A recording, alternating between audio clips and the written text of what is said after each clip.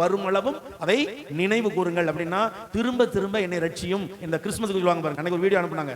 ஒரு பிஷப் வீட்டில் போய் இன்று உங்கள் வீட்டில் கிறிஸ்து இயேசு பிறந்திருக்கிறார்னா அவர் அல்லேலூயா ஆமென் அப்படிங்கிறார். அப்ப இன்னைக்கு தான் பிறந்தாரா? கிறிஸ்து இயேசு என் வீட்டிலே இன்னைக்கு தான் பிறந்தாரா? நான் என்னைக்கு ரட்சிக்கப்பட்டேனோ அன்றைக்கு கிறிஸ்து இயேசு என் இருதயத்தில் பிறந்துட்டார். இனிமே திரும்ப திரும்ப அதை நான் நினைவு கூற தேவையில்லை. யாரு நினைவு கூறணும் சொல்லுங்க? யார் நினைவு கூறணும்? சரியான மறந்தவங்க தான் நினைவு கூறணும். மறக்காதவர்கள் நினைவு கூற. எனக்கு தெரியும் இயேசு எனக்காக அடிக்கப்பட்டார், எனக்காக சிலுவையில் வந்தார். எனக்கு தெரியும்ல, தெரியாதா? எனக்கு தெரியும்ல. இது யாருக்கு சொல்லணும்?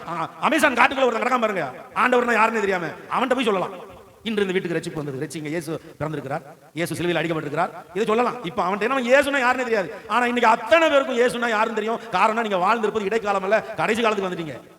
கடைசி காலத்துல வருகிற ஜனங்களுக்கு ஒரே ஒரு வார்த்தை மாறனாதா. அவர் வர்றாரு. அப்போஸ்தலர்கள் என்ன செஞ்சாங்க?